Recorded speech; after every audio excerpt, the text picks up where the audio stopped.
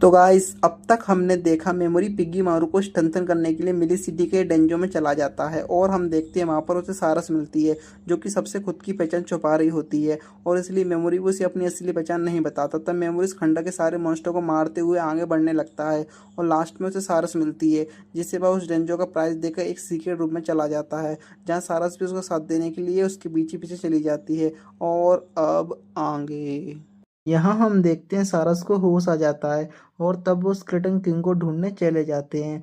तब मेमोरी को एक रूम से आवाज़ सुनाई देती है और मेमोरी और सारस पीछे हट जाते हैं। तब वो स्केलेटन किंग रूम से बाहर आ जाता है। तब मेमोरी कहता है ये तो बाकी डेमन से काफ़ी ज़्यादा ताकतवर लग रहा है। इसके चिन्ह के नीचे की बोन को देखिए, मुझे लगता है कि अगर हम उसे तोड़ देंगे तो हम इसे हरा सकते हैं। यह स्केलेटन किंग बहुत ज़्यादा ताकतवर है तो आप इसे नहीं संभाल सकते और सेबर ट्रूथ को टाइगर भी इसे बहुत मुश्किल से संभाल सकता है। अगर ऐसी बात है तो फिर हम इसे कैसे हराएंगे? मेरी एक रिक्वेस्ट है। मैं एक एबिलिटी यूज़ करने वाली हूँ जिससे कि आसपास मेरे आर्मर बन जाएगा और उससे मेरी फिजिकल एबिलिटी बढ़ जाएंगी। तो इसलिए प्लीज़ इसे हर कीमत पर सीक्रेट रखिएगा और मुझे बहुत अच्छा लगेगा कि यहाँ पर जो कुछ भी होगा आप उसके बारे में किसी को नहीं बताएंगे। मैं पहले से आपसे माफ़ी चाहती हूँ क्योंकि स्केलेटन किंग बहुत ज़्यादा ताकतवर है तो इसलिए शायद मैं आपको बचा ना पाऊँ। इसलिए अगर चीज़ें बिगड़ने लगें तो यहाँ से भाग जाइएगा। तब वो स्केलेटन किंग इन पर हमला कर देता है पर मेमोरी से पैलेस करके पॉइजन दे देता है और सोचता है ये बस यहाँ के डेमन से स्ट्रांग है पर मैं जिनसे लड़ा हूँ वो तो इससे भी ज़्यादा ताकतवर थे। यह देखकर सारस बहुत ज़्यादा चौंक जाती है और मेमोरी स्केलेटन किंग की मिल बॉन्ड को ढूंढ लेता है। तब सारस कहती है क्या आप स्केलेटन किंग को ढूंढने आए थे? तुमने सही कहा, जब वापस जाएंगे ऊपर तो मैं तुम्हारे उन सभी सवालों का जवाब दे दूंगा जो मुझे ठीक लगेंगे। वो लोग वहां से जाने लगते हैं पर पिगी मारू मेमोरी को एक तरफ इशारा करता है और तब वो मेमोरी को वहां से एक अंडा मिलता है जिससे पिगी मारू मेमोरी को उसे अपने साथ ले जाने के लिए कहता है और मेमोरी इस बात से मान जाता है। तब ये हम देखते हैं मेमोरी की क्लास अपना रैंक बढ़ाने के लिए उन खंडरों के मॉन्स्टर लड़ रही होती है। तभी एक लड़की का हाथ कट जाता है और यहाँ सुगु उन मॉन्स्टर के साथ लड़ने के लिए हिचकिचा रही होती है। तभी ओयोमांडा और किरीहारा अपना मैजिक से उस मॉन्स्टर को उड़ा देते हैं जिससे कि उनके साथियों पर भी खतरा आ जाता है पर सोगू ने बचा लेती है। तभी किरीहारा कहती है ये डेमस ताकतवर होंगे पर मुझसे ज़्यादा ताकतवर नहीं होंगे। अब मैं लेवल 24 तक पहुंच चुका हूँ। तब यहाँ सारा सबके सामने द कप ऑफ ड्रैगन आई को ला देती है जिससे कि सभी लोग ये बहुत ज़्यादा हैरान हो जाते हैं। तो थोड़ी देर बाद सारस मेमोरी से कहती है उन्होंने कहा है कि वो कल सुबह तक मेरा काम की पेमेंट मुझे दे देंगे तो इसलिए आज मैं यहीं रुक रही हूँ। तो इसका मतलब तुम आज फ्री हो तो मैं तुमसे कुछ अकेले में बात करना चाहता हूँ। क्या तुम्हें कोई प्रॉब्लम तो नहीं है? मुझे नहीं कोई प्रॉब्लम। तो क्या तुम 8 बजे मेरे रूम में मिल सकती हो?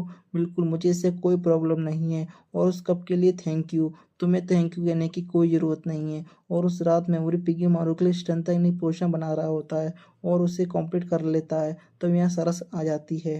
तब थोड़ी देर बाद सरस कहती है क्या आप मुझे अपने एस्कॉर्ट के तौर पर हायर करना चाहते हैं?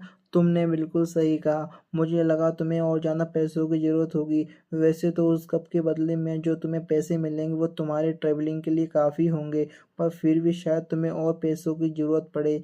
वैसे इस तरह बात के बीच में मैं कप लाकर मैं अपने एहसानों को याद दिलाना नहीं चाहता पर मुझे यह करना पड़ेगा। मेरे हिसाब से तुम्हें शायद पता ही होगा, मैं फिर भी बता देता हूँ कि मेरा गोल फॉरबिडन विच से मिलना है। इसके लिए मुझे गोल्डन डेमन जाना ज़रूरी है। वहाँ पर डेमन्स कुछ ज़्यादा ही खतरनाक है तो इसलिए अगर मेरे साथ कोई ऐसा पर्सन होगा जो कि लड़ने में बहुत अच्छा होगा तो इससे मेरी बहुत ज़्यादा हेल्प हो जाएगी। सोच ही रहा था कि मैं किसी नाइट को हायर करूं पर मुझे इस खंडर के बाद पता चल गया कि तुम इस काम के लिए परफेक्ट रहोगी।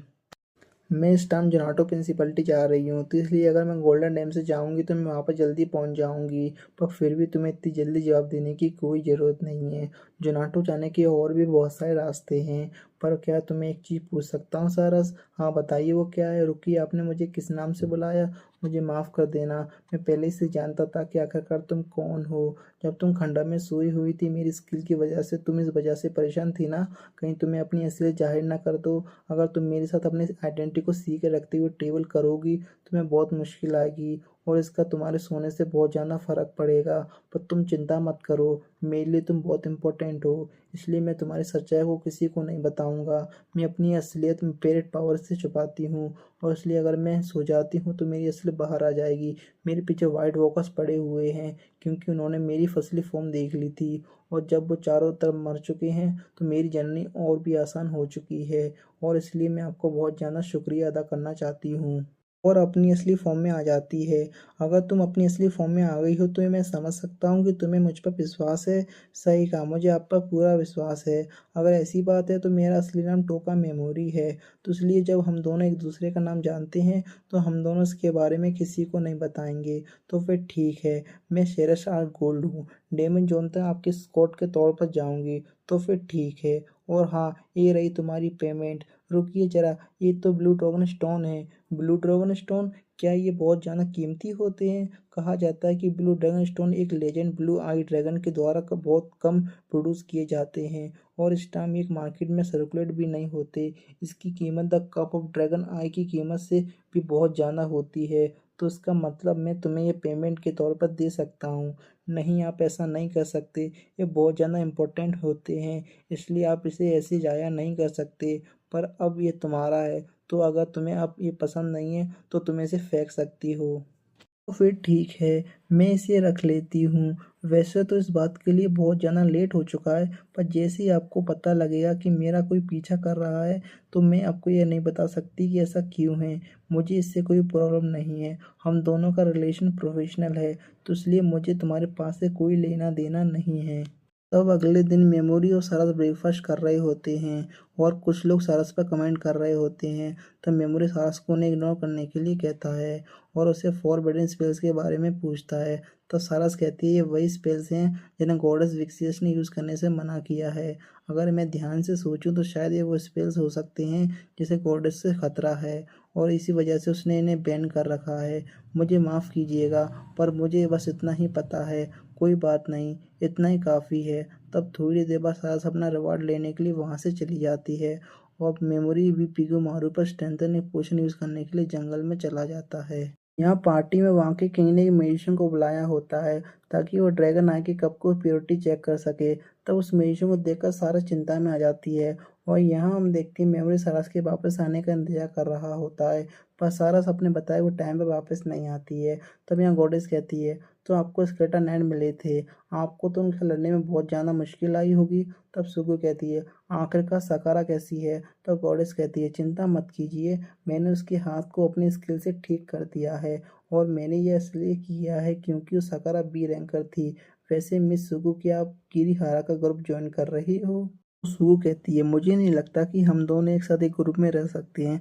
तो गॉडेस कहती है आपकी सेल्फिशनेस से आपके दोस्तों को बहुत परेशानी होगी। तो सुगु कहती है माफ़ कीजिए, चाहिए सेल्फिशनेस है, पर फिर भी मैं किरीहारा ग्रुप ज्वाइन नहीं कर सकती। तो गॉडेस कहती है क्या आप ये तब भी कहेंगी जब आपकी वजह से दुनिया पे खतरा आ जाएगा? तो सुगु कहती है एस रैंक हीरो होने के नाते मैं अपनी तरफ से पूरी जान लगा दूंगी। तो गॉडेस कहती है तो फिर ठीक है, आप उन लोगों के साथ होगी जिन्होंने ट्रायल को पास नहीं किया। अगर आपकी जैसी एस रैंक हीरो उन्हें ट्रेन करेंगे तब वो बहुत ज़्यादा ताकतवर बन जाएंगे। तो सुगु कहती है रुकिए ज़रा, हमने डील की थी ना कि उनकी जगह मैं लड़ूंगी। तो गॉडेस कहती है मुझे किंग की तरफ से ऑर्डर मिले हैं कि अगर कोई लड़ नहीं सकता तो हमें उन्हें मार देना चाहिए, तो इसलिए मुझे माफ़ कर देना, मैं तुम्हारी ज़्यादा मदद नहीं कर पाऊंगी। तो सुगु कहती है तो इसका मतलब अगर मैंने उन्हें ट्रेन करने से मना कर दिया तो आप उन्हें मार डालेंगे? ठीक है, फिर मुझे यह मंजूर है। तो गॉडेस कहती है ये तो बहुत अच्छी बात है।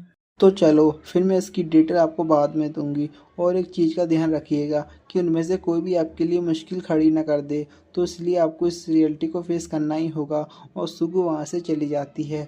तब यह मेमोरी अभी भी सारस का इंतजार कर रहा होता है, और कहता शायद मुझे उसका गेटअप पहचानने में गलती हो गई, या फिर वो किसी मुसीबत में पड़ गई। तो फिर तुम्हें क्या लगता है पिगी मारू? अगर तुम्हें लगता है कि वो बस ऐसे ही गायब हो गई, 2 बार कूदना। अगर तुम्हें लगता है कि ऐसा नहीं है तो 1 बार कूदना। पिगीमारू एक बार कूदता है, और वो दोनों सारस को ढूंढने के लिए निकल जाते हैं। तब मेमोरी को पता चलता है कि सारस की सच्चाई सबके सामने आ चुकी है, और वो इन सब से बचने के लिए डार्क फॉरेस्ट में अंदर भाग गई है। तभी मेमोरी और बाकी सभी लोग देखते हैं कि सारस को पकड़ने के लिए वहाँ पर ब्लैक नाइट ड्रैगन आ जाते हैं, और यहाँ हम देखते हैं कि वो लोग सारस को ढूंढ लेते हैं और उस पर हमला करना स्टार्ट कर देते हैं। तभी सारस अपनी पावर से एक ड्रैगन को नीचे गिरा देती है, तो बाकी 2 ड्रैगन उस पर हमला कर देते हैं, पर सारस उन्हें भी नीचे गिरा देती है और सोचती है एकदम इल्यूजन टूटने की वजह से लाइट स्पीड इस टाइम कंफ्यूज है, तो इसलिए मैं अभी ट्रांसफॉर्म नहीं कर सकती। और अगर ये लो रैंक के मेंबर इतने ताकतवर हैं तो हाई रैंक मेंबर कितने ताकतवर होंगे। तभी ये ड्रैगन सारस पर हमला कर देता है। तब सारस सोचती है ये ड्रैगन रियल प्रॉब्लम नहीं है, बल्कि यहाँ पर कोई और भी है। और तब सारस उस पर्सन को ढूंढ लेती है और वो लोग आपस में लड़ना स्टार्ट कर देते हैं। तब वो पर्सन कहता है मेरा नाम गीज़न है और मैं 5 ड्रैगन नाइट में से एक हूँ जिसे मॉन्स्टर वन कंट्रोल करते हैं। अब तुम यहीं मरोगी। सारंग सोचती है मैं यहाँ पर स्पीच रेगुलर का यूज़ नहीं कर सकती और उसे लड़ना स्टार्ट कर देती है। तो सारंग कहती है मुझे तो लगा था तुम मुझे यहाँ पकड़ने आए हो, अब तो तुम मुझे यहाँ पर मारना चाहते हो। तो चलो, अब तुम अगर मर ही रही हो तो मैं एक सच्चाई बता ही देता हूँ। हमें किसी और की तरफ से तुम्हें मारने के ऑर्डर मिले हैं। मुझे इसे लड़ने के लिए स्पीड रेगुलर यूज़ करना ही होगा। तो गजन सारंग को नीचे गिरा देता है और उसके हाथ से तलवार भी फेंक देता है। तभी यहाँ मेमोरी आ जाता है और ड्रैगन और गजन को पैरालाइज कर देता है। और हम देखते हैं वो ड्रैगन को पॉइजन कर देता है और गीजन को सुला देता है। तब सारांश कहती है आखिरकार तुम यहाँ क्या कर रहे हो। मेमोरी कहता है तुम अपने दिए हुए टाइम से लेट हो गई, तो इसलिए मैं तुम्हें ढूंढता ढूंढता यहाँ पर आ गया। मुझे माफ़ कर देना। मुझे लगता है कि अगर तुम मेरे साथ चलोगे तो ये लोग तुम्हारा भी पीछा करेंगे, तो इसलिए मैं तुम्हारी पेमेंट तुम्हें वापस दे रही हूँ। ये तो सच में बहुत मुसीबत वाली बात है। तो ये लो ब्लू ड्रैगन स्टोन तुम रख लो, क्योंकि मैं तुमसे अच्छी स्कर्ट नहीं ढूंढ सकता। तो चलो फिर सेरस अपने सारे कपड़े उतार दो और इसी के साथ एपिसोड ख़त्म हो जाता है।